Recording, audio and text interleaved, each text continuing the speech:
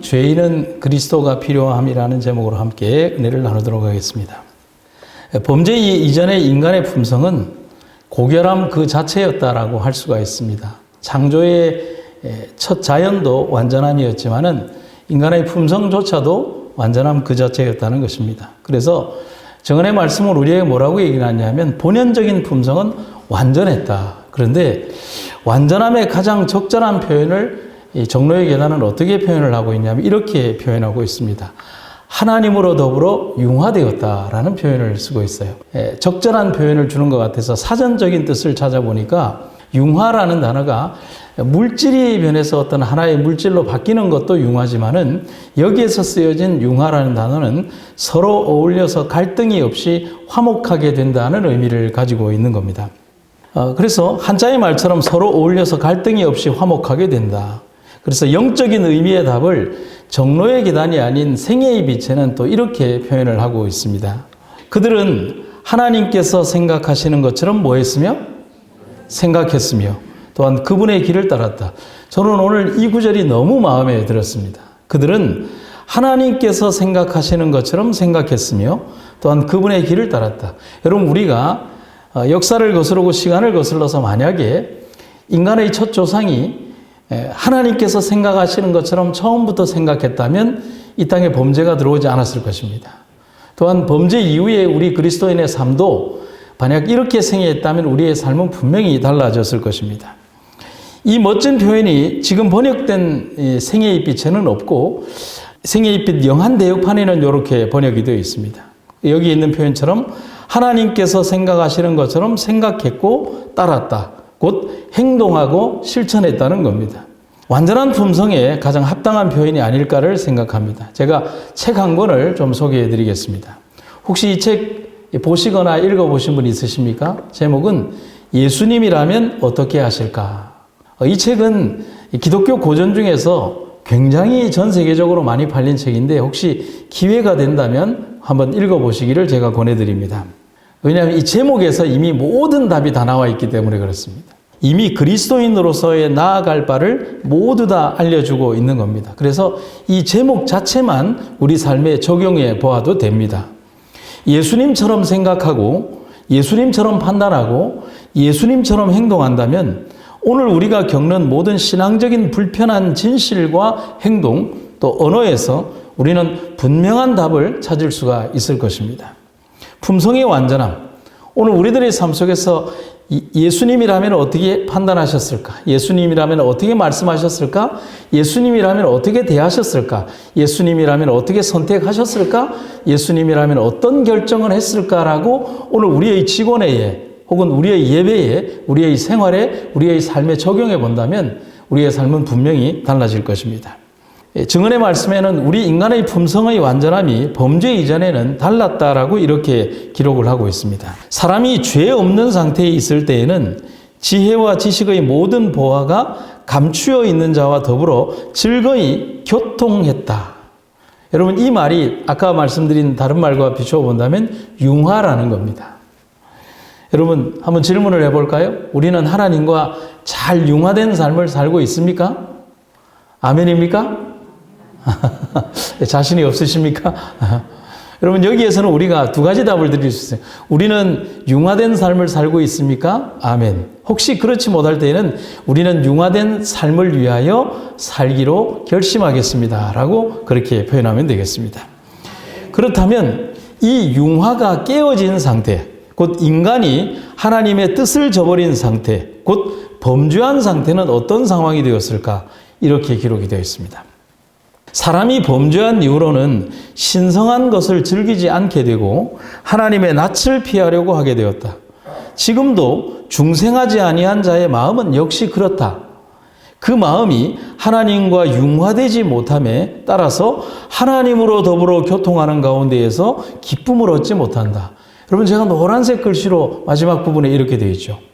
하나님과 융화되지 못함에 따라서 하나님으로 더불어 교통하는 가운데에서 얻는 기쁨을 얻지 못한다. 결국 죄는 하나님 안에서 발견할 수 있는 기쁨, 성도 간의 교제의 기쁨, 예배의 기쁨, 감사를 통한 기쁨, 심지어 천국에서라도 기쁨을 얻지 못하는 상태가 되는 겁니다. 여러분, 세상의 눈으로 본다면 교회 활동을 하는 사람만큼 재미없는 사람이 어디 있겠습니까? 예전에 어디 식당에 가서 저희들이 어떤 이 밥을 먹는데 거기에 이제 회도 나오고 뭐 어떤 이런 생선류도 나오는 그런 식당이었습니다. 거기에 가서 우리 교우님들이 이제 식사를 막 하고 있으니까 식당 주인이 저희에게 와서 자꾸 뭘 권하느냐면 술은 안 드십니까? 술은 안 드십니까? 그런데 그게 한 번이 아니라 식사 자리가 끝날 때까지 한 3번, 4번에 걸쳐서 그런 얘기를 하는 거예요. 나중에 제가 식당 주인에게 한 번도 아니고 왜 그렇게 여러 번 말씀하십니까? 라고 하니까 여러분들도 아마 그런 얘기를 들어보셨을 거예요. 나는 세상에 태어나서 술 없이 저 음식들을 저렇게 잘 먹는 사람들은 처음 봤다는 거예요. 아마 여러분들은 다 이해하실 겁니다. 만약에 하나님을 믿지 않는 사람들이 우리들의 살아가는 모습들, 성도 간의 교제, 그리고 매번 반복되는 이 예배, 그렇지 않습니까? 그리고 이 찬송들을 본다면 세상에 그렇게 재미없는 활동들이 있을까 생각이 되는 것입니다. 그러나 예수를 믿고 난 이후에 우리가 이 안에 들어오면 세상의 것이 얼마나 재미가 없고 그것이 가치 없는 것인가를 발견하게 되는 것입니다. 그래서 세상이 더 좋은 거예요. 그러나 영감의 그런 사람들은 오히려 천국이 말할 수 없이 고통스러운 장소가 된다. 그토록 좋은 천국이, 그토록 영광스러운 천국일지라도 그들에게는 고통스러운 장소가 된다라는 표현을, 놀라운 표현을 하고 있는 것입니다. 그래서 마태복음 7장 6절에 보면 예수님의 비유에서 진주를 누구에게 던지지 말라? 돼지에게 주지 말라는 표현을 한 것은 진정한 가치를 모르는 이에게는 아무리 좋은 것을 줘도 의미가 없다는 사실을 말하는 겁니다. 그래서 구원을 받지 못하는 것은 하나님의 선택이 아닌 스스로의 선택과 결정이라고 우리는 알고 있는 것입니다. 여러분, 하나님께서 너 구원 받지 마! 너는 구원이 안 되라고 말하는 게 아니라 내가 가진 죄의 선택이, 내가 가진 죄의 활동이, 내가 가진 죄의 품성이 하늘의 분위기를 견딜 수 없기에 내가 스스로 천국을 거부하게 된다는 겁니다. 악인이 하늘에서 제외되는 것은 하나님의 전제적 명령으로가 아니다. 저희 자신이 하늘의 교제에 부적당하기 때문에 제외되는 것이다. 하나님의 영광도 그들에게는 오히려 소멸시키는 불이 될 것이다. 저들은 저희를 구속하기 위하여 죽으신 자의 얼굴을 피하기 위하여 차라리 무엇을 자취할 것이다? 멸망을 자취할 것이다. 성도 여러분, 죄가 이 세상에 들어온 이후에 하나님의 사랑의 자리는 이기심으로 점령되었다라고 얘기를 하고 있습니다. 우리 삶의 마지막까지 존재하는 게 뭘까요? 사람이 죽기 직전까지 마지막까지 남아있는 감각은 청력이라고 합니다. 그것처럼 우리 인간 삶에 있어서 우리들에게 마지막까지 남아있는 것은 이기심과 교만이라고 할 수가 있는 겁니다. 그런데 가장 더 큰 문제는 천성이 범죄로 말미암아 너무 약해졌으므로 그 자신의 힘으로는 악의 세력을 저항하기가 불가능하다는 사실인 겁니다.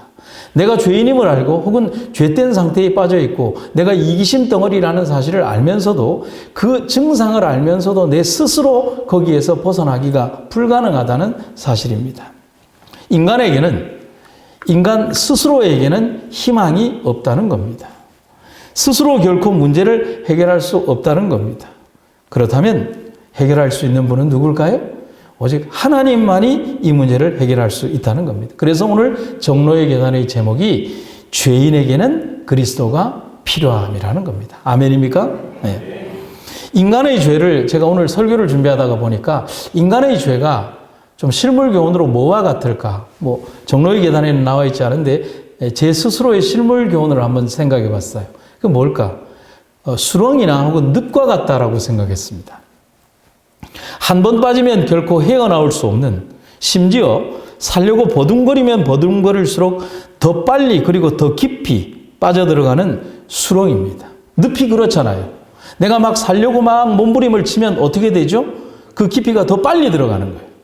우리는 이 죄된 세상 가운데에서 이 죄인인 우리가 살려고, 내 스스로 살려고 버둥거리면 버둥거릴수록, 예수님이 없이 살려고 버둥거리면 버둥거릴수록 나는 더 빨리 죽음에 더 가까이 이르게 된다는 사실인 것이죠. 결국은 뭐냐? 우리는 죄인의 현실이 그렇다는 것입니다. 그래서 영감의 기별은 오늘 이 설교의 가장 중요한 주제를 이렇게 정의해 주고 있습니다. 사람이 죄에서 벗어나서 성결하여지려면 먼저 마음속에서 동작하는 능력이 있어야 하는데 곧 위로부터 새 생명을 받아야 한다. 이 능력은 곧 그리스도이시다. 아멘. 오직 그의 은혜만이 죽은 심령의 기능에 생기를 주어서 그것을 하나님께로, 즉 거룩한 대로 이끌 수 있는 것이다.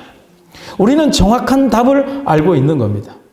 여러분, 목사인 제가 아마 이곳에서 그냥 정상적으로 설교를 한다면 1년에 한 100번 정도의 설교를 할 수 있을 것 같아요. 화요일 설교를 하고 안식일 설교를 하고 뭐 이런 설교를 하면 100번이 넘든지 그렇게 될 것 같아요. 제가 어떤 주제를 할까요? 진장로님. 목사님, 저는 어떤 주제를 할까요? 그 100개의 설교를 짜기 위해서 매주 저는 다른 말씀, 다른 설교를 할까요? 아니죠. 저는 한 가지 설교만 합니다. 맞습니까, 장로님? 제가 만약에 한 가지 이외의 설교를 한다면 저는 여기에서 설교할 자격이 없습니다. 어떤 설교일까요? 어떤 주제일까요?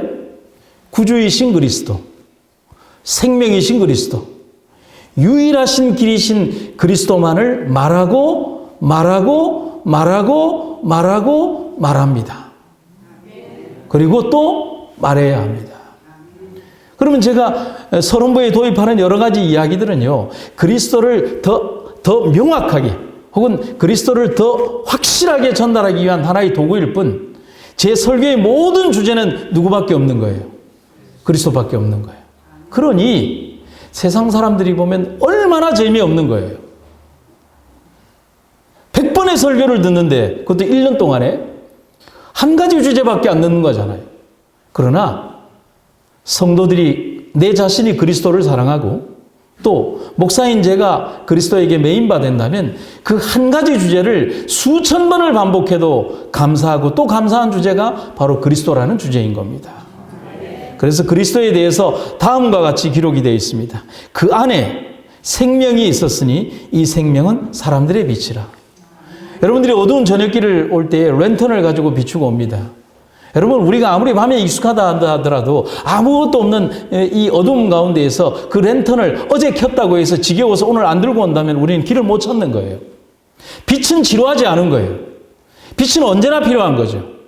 빛은 어제 비췄다고 해서 오늘 필요 없는 것이 아니라 오늘도 필요하지만 내일도 영원히 우리가 살아가는 날들 동안 어둠 속에서 언제나 필요한 것이 빛이라는 겁니다. 예수님이 바로 그 빛이라는 겁니다. 사도행전 4장 12절에서 천하 사람 중에 구원을 얻을 만한 다른 이름을 우리에게 주신 일이 없다. 그래서 오스왈드 챔버스라고 하는 스코틀랜드에 저명한 성직자가 있습니다. 혹시 여러분들이 서점에서 오스왈드 챔버스라고 하는 목사님의 책이 있다면 한 권쯤은 한번 읽어보셔도 좋습니다. 그 오스왈드 챔버스 목사님이 이런 얘기를 했어요. 같이 한번 읽어볼까요?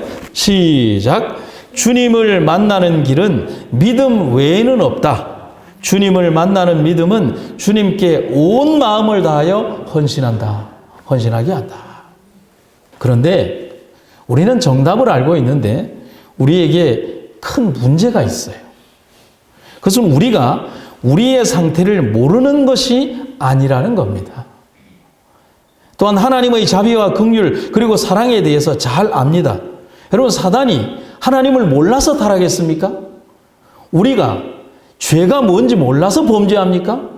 이스라엘 백성들이 하나님의 뜻을 몰라서 범죄했습니까? 아니잖아요. 그런데 딱 거기까지입니다. 제가 삼육부산병원에 있으면서 재미있는 광경을 하나 봤는데 질문을 드리죠. 저희 삼육부산병원에서 제일 부지런한 사람이 누굴까요? 아침 일찍부터 일어나서 제일 부지런한 사람이 누굴까요? 좀 크게 대답하셔도 돼요. 저요? 아유, 저 그렇게 부지런한 사람 아닙니다. 또 다른 분요. 삼육부산병원에서 미화부. 예, 맞을 수도 있어요. 근데 그분들보다 훨씬 부지런한 사람은 환자들입니다. 근데 어떤 환자들이냐? 담배 피는 환자들입니다.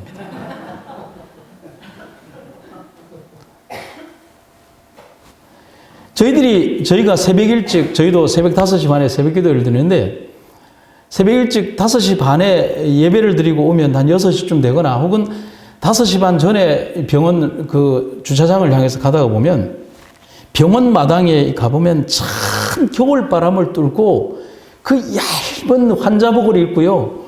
링거병을 달고 탱크를 끌고 마당에 와서 담배를 피우고 있습니다.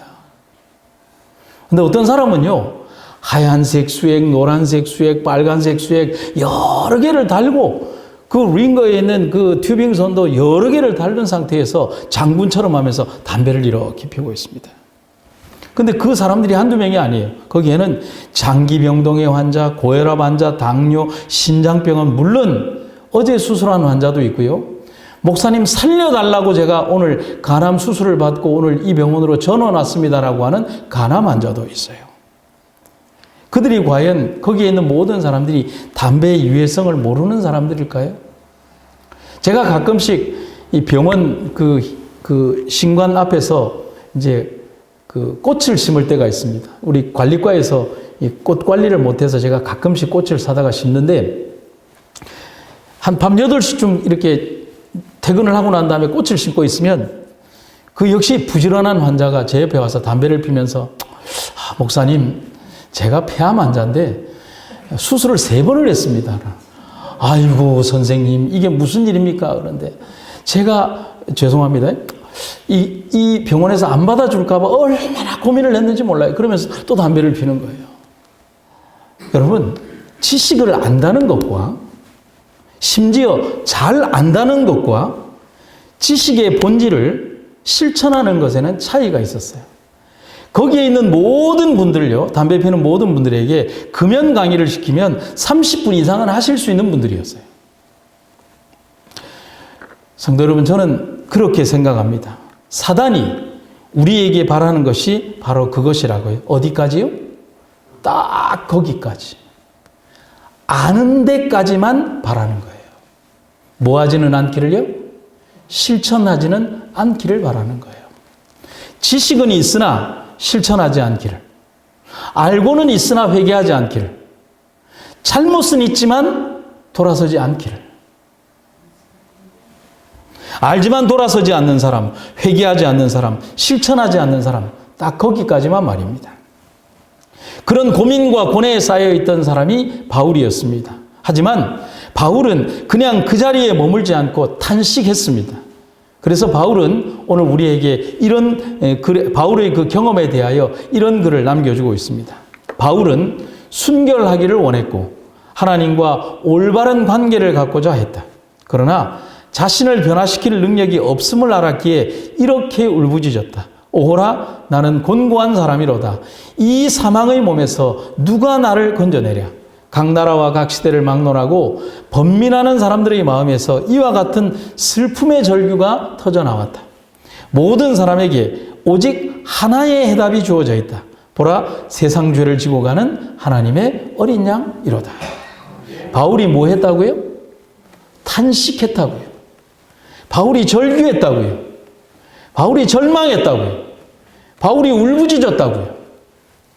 곧 바울의 이 말은 바울이 죄에 대하여 슬퍼만 하지 않고 죄를 아는 것에만 만족하지 않고 예수 그리스도의 구주의 필요를 간절히 구했다는 것입니다. 하나님은 바울처럼 죄에서 벗어나기를 원하는 사람들에게 성경을 통하여 다양한 모습을 보여주셨습니다. 그 중에 한 사람이 바로 야곱인데요. 아버지를 속이고 형을 속이고 어머니를 떠나 도망가야 했던 야곱이었습니다. 그런데 숲속에서 배고픔과 무서움 그리고 두려움, 범죄로 인한 고통에 눈물 지으며 잠든 그에게 하나님이 그 밤에 나타나셨습니다. 천사가 위에서 아래로, 아래에서 위로 오르내리는 사다리를 그에게 보여준 것입니다. 그런데 이 장면에 대해서 영감의 기별은 이렇게 기록을 하고 있습니다. 그의 꿈에 나타난 신비한 사다리는 하나님과 사람 사이의 유일한 고통의 중재자이신 예수를 표상하는 것이었다. 그 밤에 야곱에게 예수님이 나타나신 것입니다. 아멘입니까? 네. 여러분, 이때 말할 수 없는 감격이 야곱의 마음을 사로잡았습니다. 지금 이때의 야곱은 어떤 사람입니까? 죄인이잖아요. 아버지를 속인 사람이잖아요. 형에게 사기를 친 사람이잖아요. 어머니와 함께 모유와 착당을 한 사람이잖아요. 결국은 그가 선택할 수 있는 것은 도망밖에 없었던 그런 야곱이잖아요. 그런 그에게 하나님이 나타나신 것입니다. 그래서 그 감격을 영감의 기별은 이렇게 표현을 합니다. 그는 기쁨과 감사한 중에서 죄인이었던 자기가 하나님과 다시 교통할 수 있는 길이 열린 것을 깨닫게 되었다. 여러분, 이 야곱의 감사는 우리가 생애에서 느끼는 감사와 동일하다고 생각을 합니다. 우리 역시 우리의 살아오는 삶 속에서 남들은 모르지만 내 자신만이 아는 죄의 구렁텅이에서 몸부림치고 있을 때 그 예수님이 우리에게 새로운 사닥다리를 주시면서 내가 너를 사랑한다라고 말씀하지 않으셨습니까? 여러분, 제 오늘 옷이 괜찮습니까? 아니에요? 여러분, 제가 오늘 이 설교에 오르기 위해서 좋은 양복을 입고 넥타이를 매고 와이셔츠를 입었습니다. 이것은 저의 껍데기입니다. 이 안에 무엇이 있는지, 여러분, 제가 목사여서 의로워 보이십니까? 천만의 말씀이죠. 제가 이 속에 무엇이 있는지에 대해서는 여러분도 모르고 저희 집사람도 모르고 오직 하나님은 아십니다. 그래서 두려운 거예요.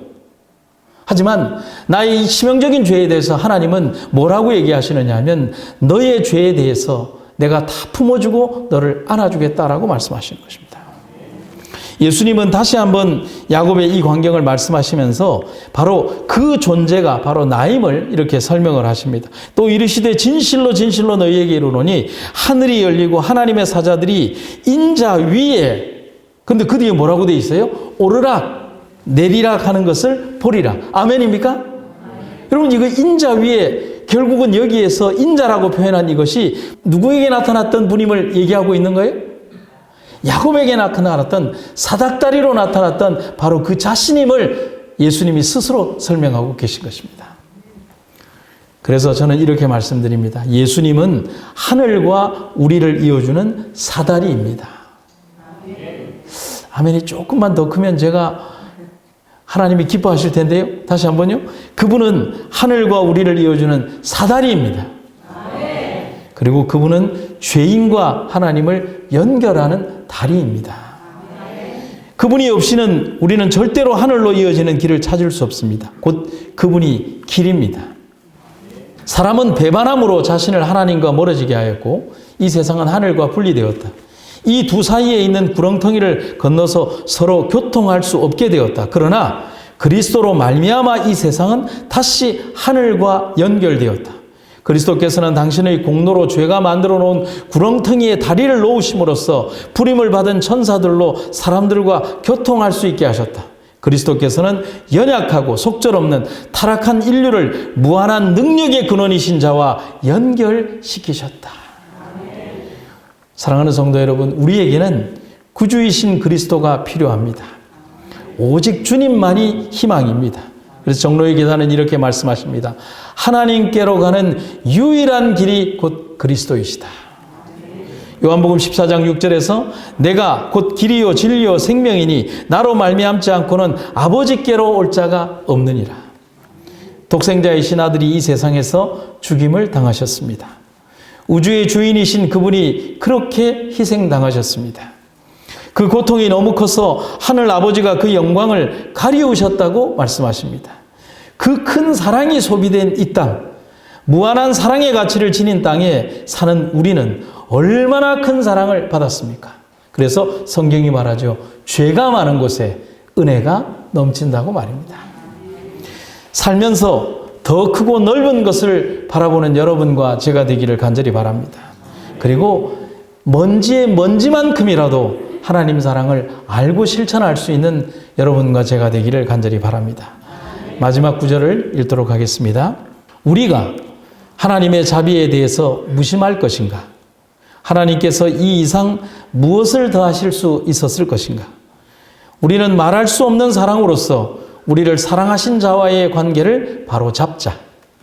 우리는 하나님의 형상대로 변화되어서 부리심을 받는 천사들과 사귀며 하늘 아버지와 아들과 융화되어 교통할 수 있기 위하여 하나님께서 우리를 위해서 준비하여 두신 방법을 잘 이용하자. 오늘도 우리에게 가장 필요로 되셨던 그리스도의 사랑을 가슴에 안고서 우리의 가정과 침소와 삶으로 돌아가는 여러분과 제가 되기를 주의 이름으로 축원합니다. 사랑과 은혜가 충만하신 아버지 하나님, 오늘도 우리에게 이토록 아름답고 귀한 시간을 허락해 주셔서 감사합니다. 세상 속에서 살아가며 또 세상 가운데 살아가지만은 하나님의 백성으로 살아갈 수 있는 귀한 특권과 또 하나님의 말씀을 듣고 경청하며 실천할 수 있는 삶을 허락하신 주님의 은혜를 감사드립니다. 이제 우리가 살아가야 될 세상의 많은 날들 속에서 더욱더 하나님을 닮아가고 더욱더 하나님을 모시고 그리스도의 아름다운 사랑 가운데 살아가는 우리가 되게 하여 주시옵소서. 특별히 몸이 불편한 주의 백성과 성도들을 기억하여 주시며 주의 성전을 오고 싶으나 연로하여 혹은 노쇠하여 오지 못하는 사랑하는 주의 자녀들을 기억하여 주셔서 그들에게 무한한 하나님 은혜가 넘치도록 도와주시옵소서. 오늘도 우리에게 베풀어 주신 그 크신 은혜를 감당할 수 없사오나 우리에게 주신 그 은혜를 감사드리며 예수님의 이름으로 기도드립니다.